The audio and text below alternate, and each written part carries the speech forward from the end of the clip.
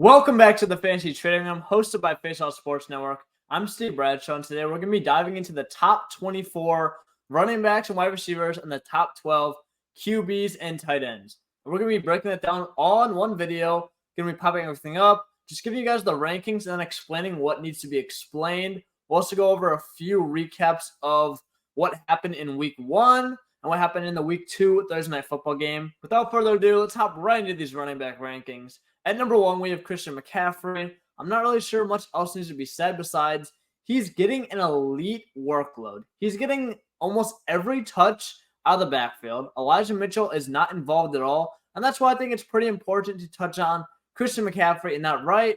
Besides that, everything is about what you expect it to be.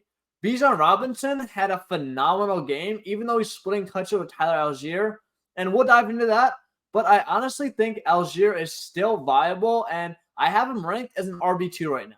He had 15 carries versus Bijan at 10, and he wasn't a dud in the passing game. He had 3 targets for 3 catches. Even though he's not a great pass catcher, he's not giving you 0 every single week.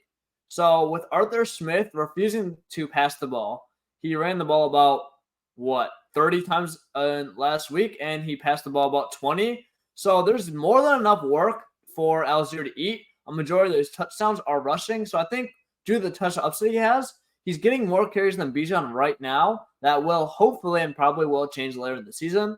But right now, I like Algier as an RB2. Other than that, let's dive into our next tier. Anything else notable? Aaron Jones had a phenomenal week. Other than that, Ramondre Stevenson, I think, is going to have a much better game than he did last week, even though he had 14.9 fantasy points. He was sick leading up to the game, so keep that in mind, where he didn't get the most targets on the team. That should never happen again. I don't think Ezekiel Elliott is in that role permanently. I don't really know why that happened, but it's never going to happen again. And we can just talk about Madison real quick. Obviously, he had a bad game, but I thought that in a high-scoring game, he'd have touchdown upside. He just didn't look good. I'm going to be honest. I think I'm going to have to move him lower than this next week for sure. Also, David Montgomery and Jahmyr Gibbs. Montgomery is above Gibbs because Monty is seeing a majority of the workload right now. Yes, I think Gibbs will get an increased role. They're saying he's going to, and I believe that. He's the pass catcher, so he's still a top 24 RB for me. But if Monty's getting that goal line work on a good Lions offense and still seeing a majority of the work on the ground, I have to rank him ahead of Gibbs for the time being. I expect a bounce back from Najee as well. And going into the last tier, we have Raheem Mostert. He cemented himself as the starting running back on an amazing Dolphins offense. Rachaad White didn't have a very good game, but he does look to be seeing all the volume. And Breece Hall had a great game back.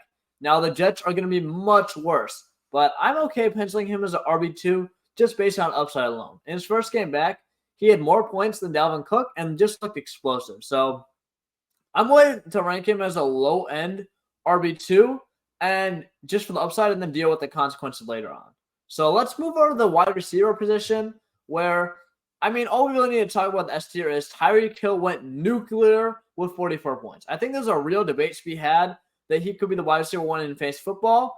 He is obviously fantastic, and he's just elite when Tua is throwing the ball. Tua is massively underrated. I've been saying this all offseason. I love Tua. I'll have to get my Tua jersey out for one of these next videos. But I think Hill is going to do amazing things. Now, this obviously is going to come back down to earth with Waddle increasing his production. I don't really think that this is predictive for the weeks coming. So let's drop down to tier 2 where we have a big group of guys.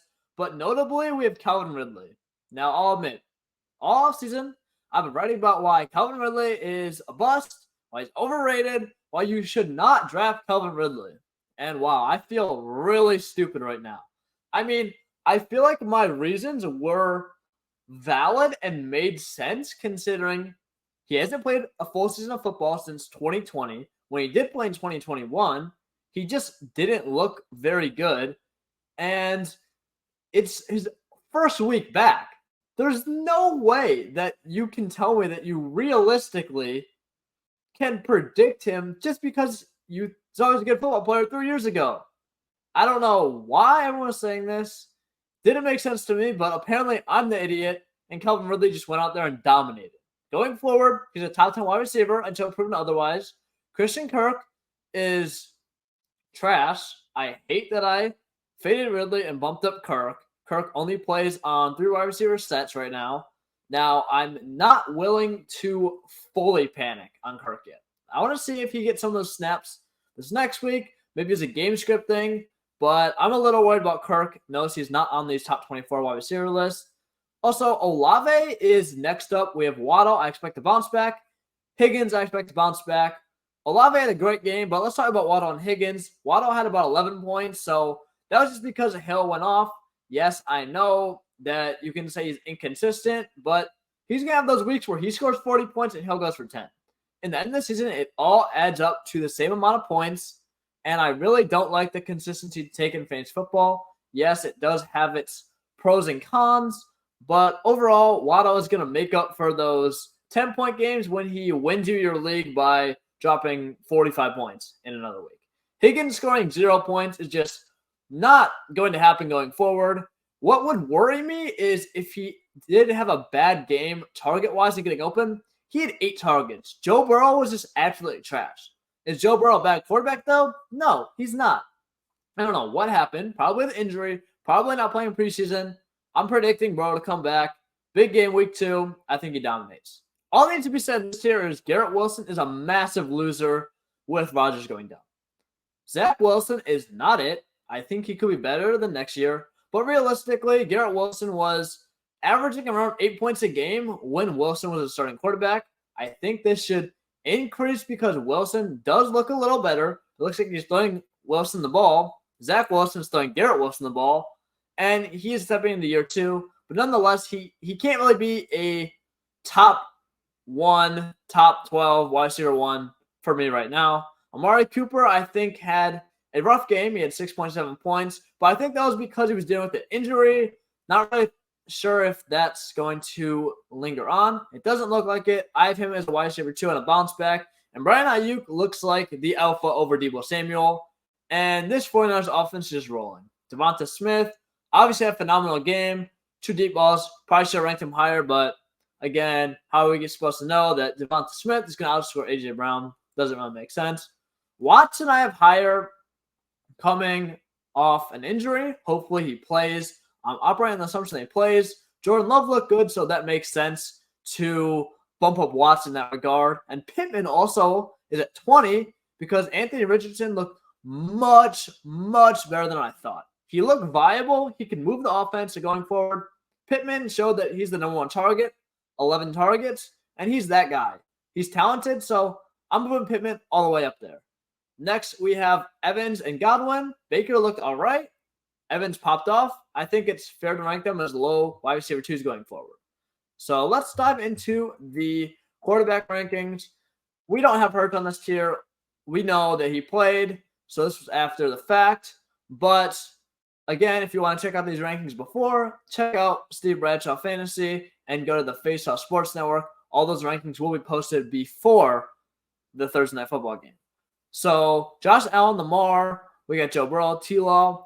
I think we're just betting on a Joe Burrow bounce back, and Trevor Lawrence is going to be involved in a heavy, heavy passing game. I know the conditions aren't predicted to be the best, but I think hopefully things should clear up, and this should result in a lot of passing yards. We got Justin Fields. He had 14 points. I know I'm a Bears fan, but that looks to be his floor. You can start him confidently, do this rushing upside. And Tua, I would love to move him higher than this, but going up against the Patriots, he's not a great game script. I think he goes higher than this, but willing to see him come out, dominate, prove me wrong. Then we have Deshaun Watson, my star of the week. Even though he didn't have a great passing game, he showed he has that elite rushing upside going for 20 fantasy points. Same with Anthony Richardson. Neither had a great passing game, but they have that rushing upside which bumps them up. I would have had TJ Hawkinson at 2, and now Andrews is back. I mean, tight end's just so hard to predict at this point. It's just a crapshoot. Start your studs. Start Andrews, Kittle, and Waller. Waller I'm not the biggest fan of, but I think he still deserves to be in that tier considering Andrews was out. Kittle had a poor week 1, and he should be the number 1 target on the Giants offense. At 5, we have Ingram as a result of Trevor Lawrence being bumped up. This offense overall should be scoring more points. Njoku with Watson being bumped up makes sense to me. Then we have Freiermuth and Higbee. I think Freiermuth is going to benefit a ton from the Deontay injury, but I'm not really sure Pickens is going to take every target. He is a great player, but he's not really a target hog, so Freiermuth can definitely step up. Then we have Tyler Higbee. Even though Puka Nacua stepped up and dominated, I think the Rams' offense showed they're a lot better than initially expected. Stafford looked great. This is a solid game where they're going to be trailing against the 49ers, so love Higbee this week. Then we have Hunter Henry coming out of nowhere. Mac Jones looked good. Hunter Henry is probably the number 2 target behind Kendrick Bourne. So it's really tough to rank him here, but I mean, I feel like we kind of have to at this point. And then in the last tier, every other tight end has been so bad. We're shooting for upside. Laporte had a good week 1. Kincaid had an okay showing. He has a ton of upside. And Schultz showed that he should be getting some targets on the Texans offense. That said, now that we're wrapped up with these rankings, this is going to be a shorter episode. The episodes with guests will be longer and more podcast form, around 30 minutes. Videos by myself will be more short form, around 10 to 15 minutes, until we add additional content onto that. But I just want to get this out, not make it too long to the point where you're sitting through hours and hours of rankings. Just want to get straight to the point, highlight everything that you need to know, and get you all set up for your games. But again, thank you so much for watching this video. Be sure to come back for more Fantasy Trading Room content, more face-off content, and any more of my content can again be found at stevebright.fantasy on the Face Off Sports Network website. But thank you so much for watching, and I'll see you guys in the next episode.